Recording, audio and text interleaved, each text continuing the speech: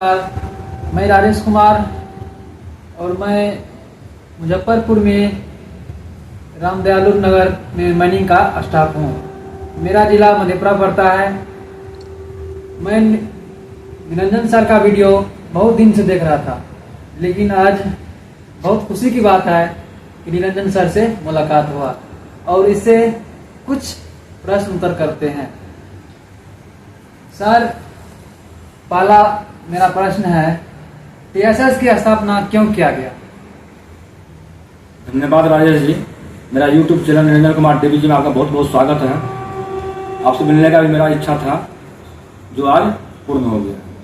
तो ये आपका पहला प्रश्न है कि जगह जगह टीएसएस की स्थापना क्यों की गई है और इसका क्या काम है। जी, देखिए, टीएसएस का फुल फॉर्म होता है ट्रैक्शन सब स्टेशन। इसे हिंदी में कर्षण विद्युत उपकेंद्र भी कहा जाता है। और टीएसएस जो है ये रेल का है। आप जानते ही हैं कि अभी के समय में बिजली से इंजन चलती है, इलेक्ट्रिक इंजन चलती है। उसके लिए बिजली सप्लाई बहुत ही जरूरी है। उसे चलाने के लिए टीएसएस की आवश्यकता पड़ी है। बिहार सरकार से 132 केवी लेती है, यानी 1,32,000 लेती है। और अपने इक्विपमेंट यानी अपने जो सिस्टम है, सिस्टम के माध्यम से वो एचई में ये 25,000 देती है। इससे रेल परिचालन होता है। और जगह जगह जो टीएसएस की स्थापना की गई है, ये विद्युत ड्रॉप रोकने के लिए। जैसे हमारा जो ये रामदयालु नगर का जो टीएसएस है, इसमें जो 1,32,000 आ रहा है वो ग्रिड से आ रहा है। मान लीजिए किसी कारणवश इस ग्रिड का अगर सप्लाई फेल हो जाता है तो दूसरे ग्रिड से फीड एक्सटेंशन हो जाता है। तो हम कह सकते हैं छोटा परिभाषा में, विद्युत वोल्टेज ड्रॉप रोकने के लिए जगह जगह टीएसएस का स्थापना किया गया है। और पुराने टीएसएस का जो दूरी है वो लगभग 40 से 60 किलोमीटर के आसपास है। और नया जो टीएसएस बन रहा है वो लगभग 90-100 किलोमीटर के आसपास बन रहा है। Thank you sir.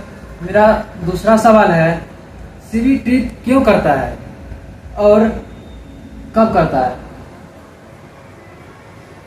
सीवी का मतलब होता है, यानी फुल फॉर्म होता है सर्किट ब्रेकर। अगर सर्किट में किसी भी प्रकार का फॉल्ट आता है तो सीवी अपने आप ओपन हो जाता है या ट्रिप हो जाता है।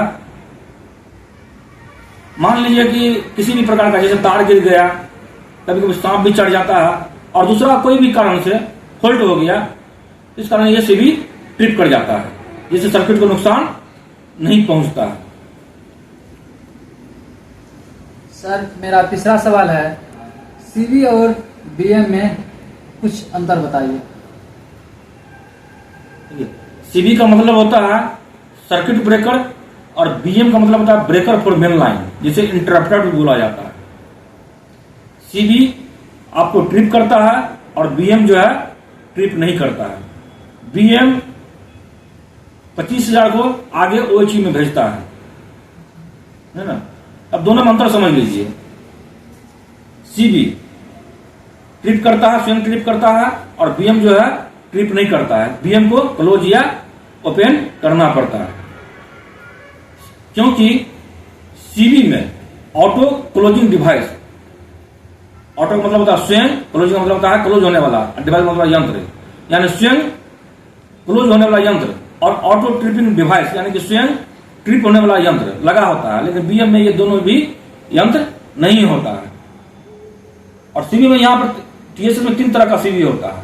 एक होता है एचबी सीवी, दूसरा होता है एलबी सीवी, और तीसरा होता है फीडर सीवी। एचबी सीवी जो ट्रांसफार्मर से पहले होता है, यानी 1,32,000 का कनेक्शन रहता है उसमें, उसे एचबी सीवी कहते हैं।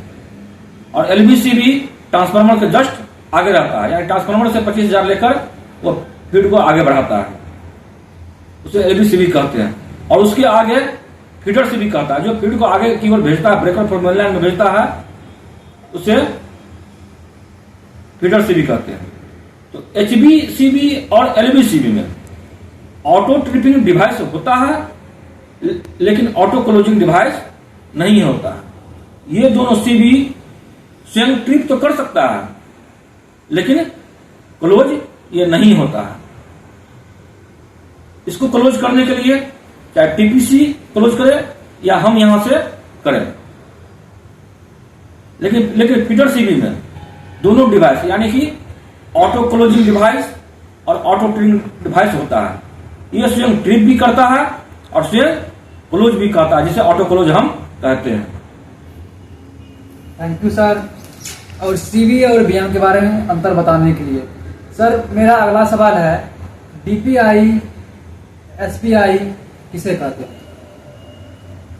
डीपीआई डबल पोल आइसोलेटर और एसपीआई होता है सिंगल पोल आइसोलेटर। आइसोलेटर मतलब आप जानते होंगे, ये ऊपर में होता है। ये डीपीआई जो है दोनों तरफ से मैनुअली सप्लाई जोड़ने और काटने का काम करता है, यानी आपको हैंडल से काटना है, ओपन या क्लोज करना है। और एसपीआई में एक ही आइसोलेटर होता है, इसलिए इसको डीपीआई और एसपीआई कहते हैं। जैसे बीएम में जो आइसोलेटर होता है या बीएक्स में जो आइसोलेटर होता है, उसके ऊपर दो आइसोलेटर होता है, उसे हम डीपीआई कहते हैं।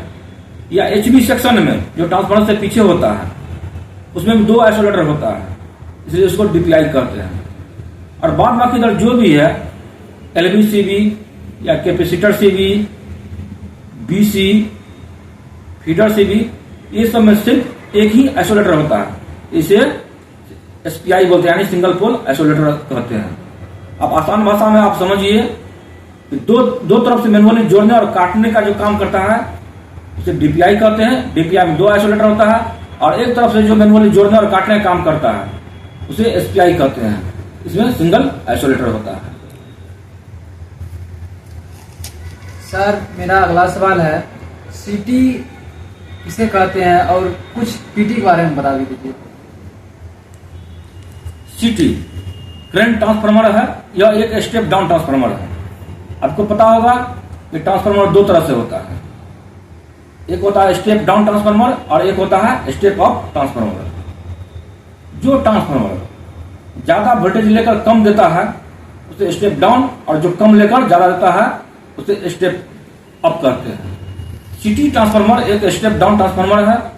यह आपको पैनल पर करंट भी बताता है और सीबी को ट्रिप कराने में भी मदद करता है। अब रह गया पीटी। पीटी जो है पोटेंशियल ट्रांसफार्मर है, ये भी एक स्टेप डाउन ही ट्रांसफार्मर में ही है। इसका मुख्य काम होता है, आप ये पैनल पर जो वोल्टेज लिखते हैं या देखते हैं वो पीटी ही बताता है और सीबी को ही ट्रिप कराने में मदद करता है। अब यहां पर प्रश्न उठता है कि पीटी आपको दो तरह का होता है, एक होता है टाइप 1 और दूसरा होता है टाइप 2। सीबी में जो पीटी लगा रहता है वो 25,000 लेती है, यानी 25 के भी लेती है, और 110 वोल्ट वो देती है। इसे टाइप 2 कहा जाता है, क्योंकि ये दो काम करता है, एक तो आपको वोल्टेज बताता है और दूसरा ये सीबी को ट्रिप कराने में भी मदद करता है। लेकिन बीएम में जो पीटी होता है वो 25 के भी लेती है और 100 देती है, इसलिए उसे टाइप 1 बोला जाता है। जो बीएम में या बीएम का जो इंडिकेशन आपको पैनल पर बताता है कि बीएम का जो OH या वो चीज चार्ज है या नहीं है, उसे टाइप 1 बोला जाता है। बहुत बहुत धन्यवाद सर आपको मेरा प्रश्न का उत्तर देने के लिए। मिलने रहिए वीडियो में। धन्यवाद राजेश जी, मिलते हैं अगले वीडियो में। मेरा वीडियो कैसा लगा, अगर अच्छा लगा तो लाइक, कमेंट और सब्सक्राइब करें। जय हिंद।